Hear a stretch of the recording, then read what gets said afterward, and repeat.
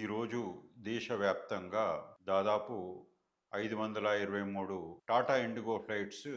రద్దయ్యాయి. కాలంగా వాడదైన కారణంగా కొన్ని వేల మంది ప్రయాణికులకు ఇబ్బందులు గురకావడం అనేటటువంటిది మనము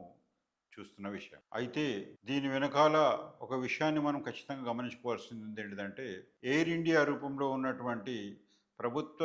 విమానయాన సంస్థ ప్రైవేటీకరణ అనేటటువంటి ఒక సంస్కరణల కారణంగా 50,000 కోట్ల విలువైనటువంటి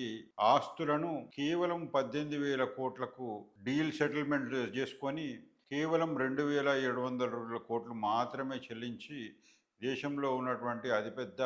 ఎయిర్ ఇండియా సంస్థను ఏదైతే స్వాధీనము చేసుకుంటారో టాటా వాళ్ళు,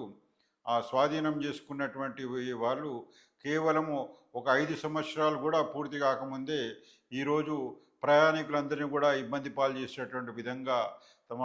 విధానాలను తయారు చేసుకోవడము, అదేవిధంగా ఈ ఫిబ్రవరి వరకు కూడా ఈ జాప్యం అనేటటువంటిది కంటిన్యూ అవ్వడం అనేటటువంటి ఇండికేషన్ ఇవ్వడం చూస్తుంటుంటే, ఈ సంస్కరణల పేరు మీద ప్రైవేటు వాళ్లకు ఏవైతే అప్పగింతలు చేసినారో దాని ఫలితము దుష్ఫలితంగా వెళ్ళిందనేటటువంటి విషయాన్ని మనం గమనించుకోవాల్సినటువంటి విషయము. సంస్కరణలు కానీ ప్రైవేటేషన్లు కానీ గుజరాత్ లింక్డ్, ముంబై లింక్డ్ పారిశ్రామికవేత్తలను కుబేరులను చేయడానికి మనకు వచ్చింది తప్ప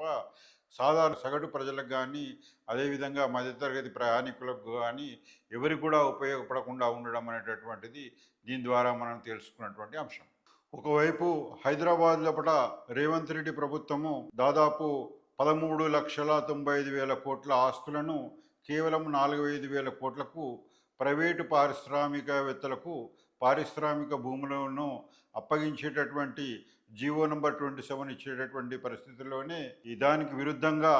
ఈనాటి ఇక్కడ ఉన్నటువంటి బీజేపీ పార్టీ దానికి విరుడుగా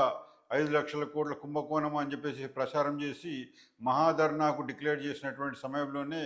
ఈ పరిస్థితి రావడం అనేటటువంటిది కాకతాళీయమా, యాదృచ్ఛికమా,